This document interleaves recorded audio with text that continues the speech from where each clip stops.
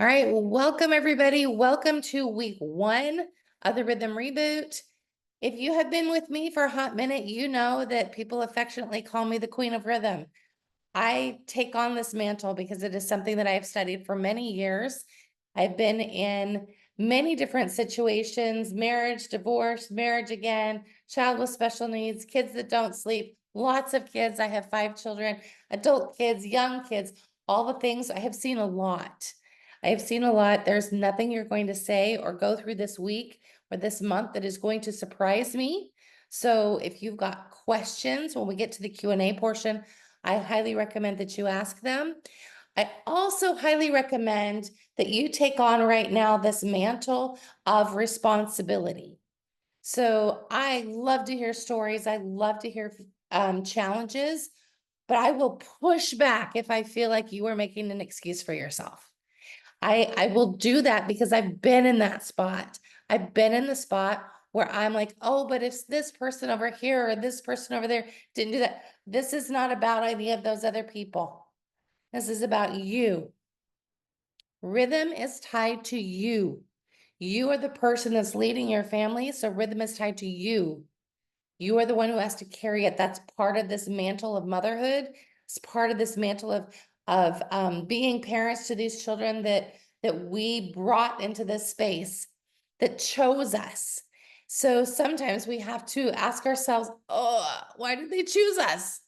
They chose us for a reason. So we've got to like really take on this mantle and truly understand what rhythm is.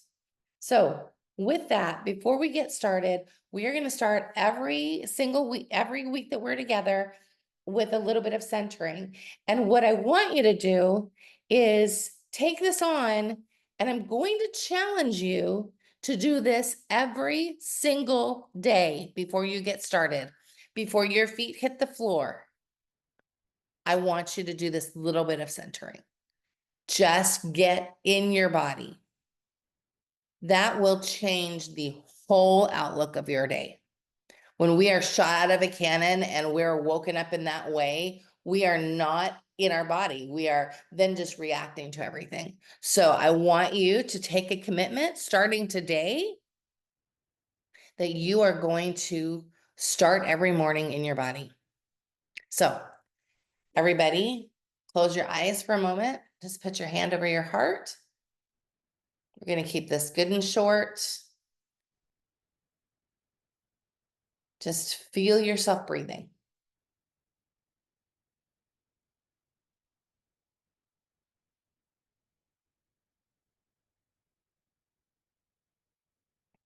Now, I want you to say to yourself, this is what I would say: Melissa, you are worthy of having a good day. Melissa, you are stronger than you think you are. Melissa, this rhythm is tied to you.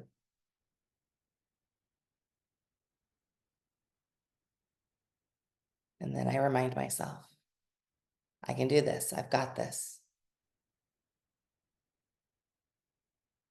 Then my feet hit the floor. Then I get up and go potty. Then I deal with everybody else. But that's how I want you to consider starting every day.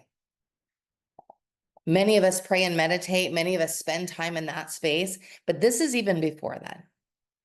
This is before I've looked at my phone, before I even know what time it is sometimes, before I've talked to children, before I've talked to my husband. This is me getting in my body and remembering who I am.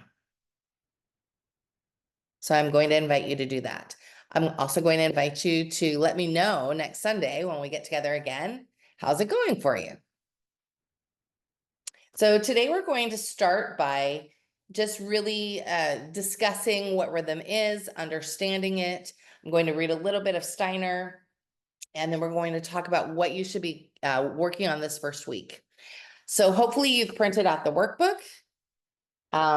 If not, if you don't have a printer, then please tell me you have some paper in your house. Like, just grab a notebook, grab some paper, because the things that you're going to track this week, they come from this workbook. So if you have not looked at the workbook, But when we are done here today, you need to look at week 1. You need to read this first page and you need to read week 1 so you know what you're doing. Okay.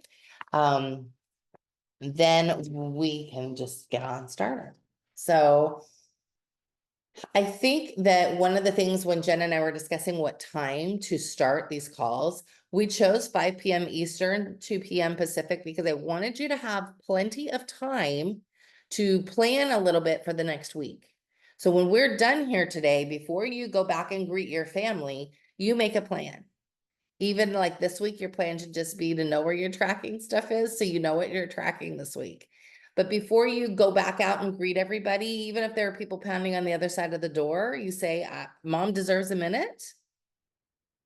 And you get yourself planned for the week. Not the full school plan and all of that. That should already be done. But like your mindset planned. What things will you be doing differently this week? Okay. All right, so I'm going to read you a little bit of Steiner. And when he talks about his 6 exercises, this is from the book Start Now. He says, there is a universal cosmic rule that we must never forget. Rhythm restores power. This is a fundamental esoteric principle. Most people today live their lives completely devoid of any regular rhythm, especially in their thinking and behavior. Those who allow the distractions of the outer world to take hold cannot avoid the dangers to the physical body during the esoteric development, because of the forces of renewal are withdrawn. Consequently, we must work to introduce a rhythm element into life. And he goes on to say later in this paragraph, only human beings lead a chaotic life with no rhythm. Nature has deserted it. When you are fighting against yourself and frustrated that you can't get things to go the way you need them to go or the way you think they need to go, I want you to take a breath, take a break, and remind yourself, you already have rhythm. What we are doing in this process of the rhythm reboot is taming it, adjusting it, and making it work for you. You already have some sort of rhythm. So let's start there. So what is rhythm? Rhythm is like the space of remembering. It's tied to you, and it's tied to us because we carry the etheric bonds with these children, the ones we birthed and the ones that we've taken in that we maybe didn't birth. But the pets are tied to us, the children are tied to us, our partner is tied to us. We are carrying this space, whether we work or out of the house or work from home. We still carry the space. And it doesn't matter how much your partner helps. They are a huge help in rhythm, but you are still going to be the one that carries it. So one thing I would say, as you are working to adjust this, be open with your partner, have discussions with your partner, say like, listen, I really want there to be less chaos in our life and I want more peace in our home. So we're working on this, and I'm learning from this crazy lady who tells me to do things every week, and I'm learning what I'm supposed to be doing and how I'm supposed to be adjusting things. Can we please do this together? Because one thing that happens is once your partner sees that you are willing to hold the rhythm, 9 times out of 10, they're like, just tell me what to do. They want to come along and be with you.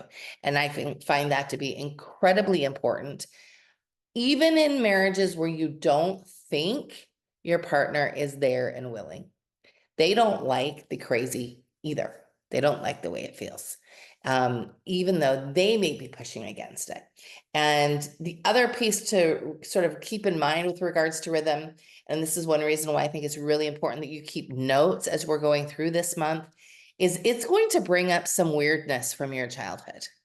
We can't deal with that in this month, but I want you to let it surface. I want you to let it surface. I want you to feel it. I want you to journal about it. I want you to say things if you need to yourself or here in the Q&A, like, this doesn't feel safe. Many of us had childhoods, many of us, where rhythm wasn't a safe space. And so we push against it as adults. We push against the space of having calm. And until we decide that, hey, wait, I'm a grown up. I'm a grown up. And guess what? That means I can eat Oreos for breakfast if I want. It also means that I can make sure that the rhythm is tied to me. That all of those externals and those things in our past do not have to be part of what's going on right now. So with regards to that, I'm just going to say this. And for those listening to the replay, many weeks after this, I will say, go back and look up what I'm about to recommend.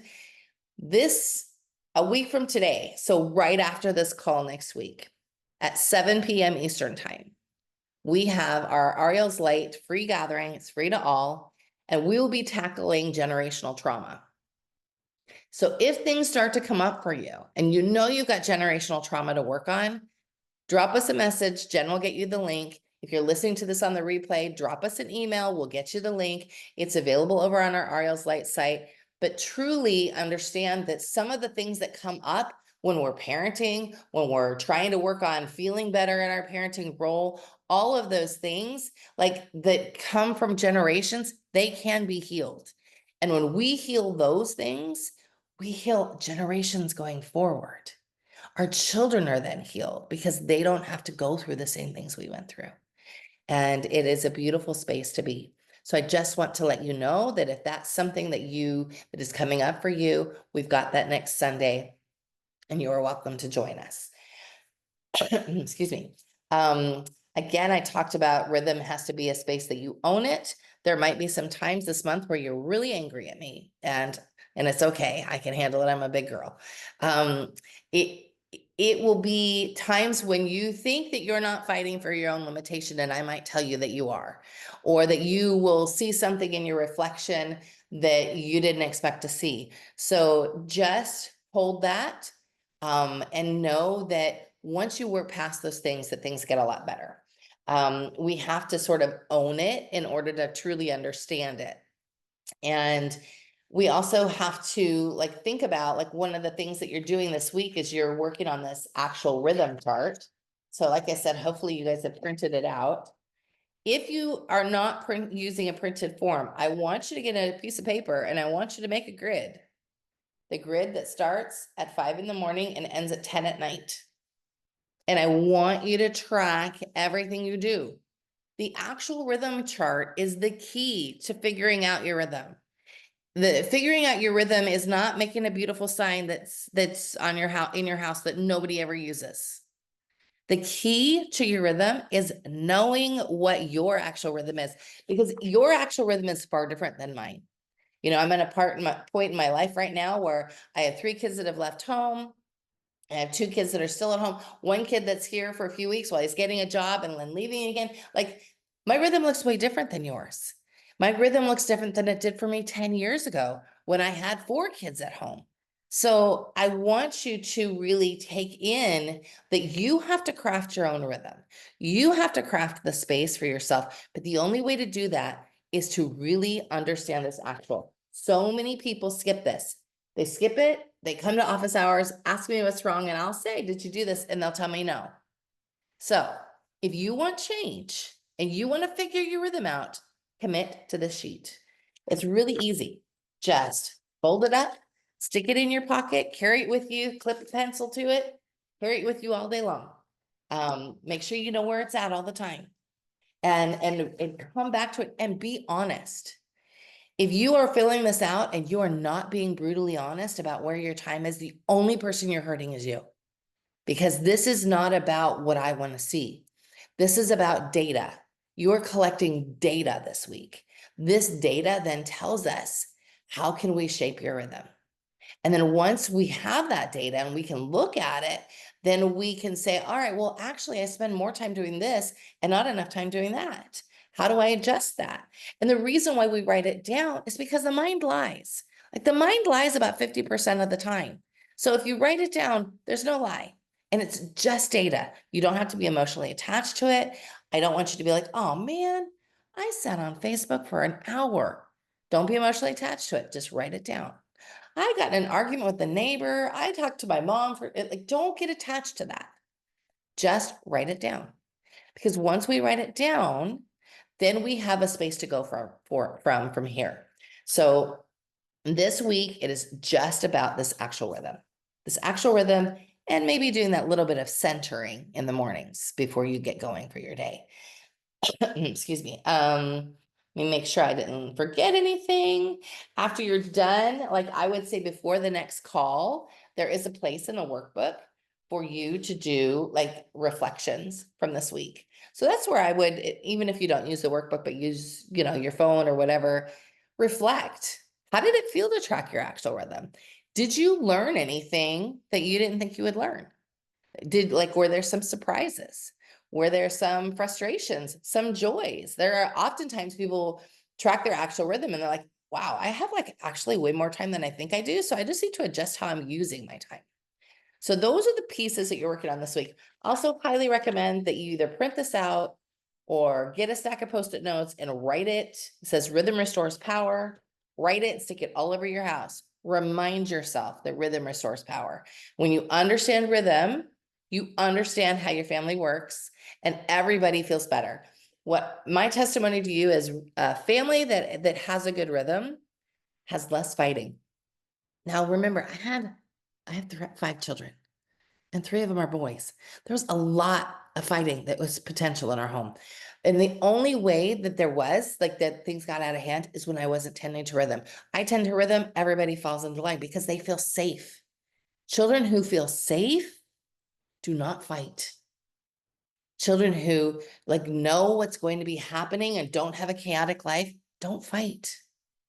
So, it's really interesting to me. I sort of just taken to carrying business cards everywhere because I see lots of opportunities to be like, hey, I promise it doesn't have to be as chaotic as you're making it right now. So like that's a space where I want you to be like, oh, wait, now I know the tools that I need to do because I am letting things happen rather than being the captain of the ship.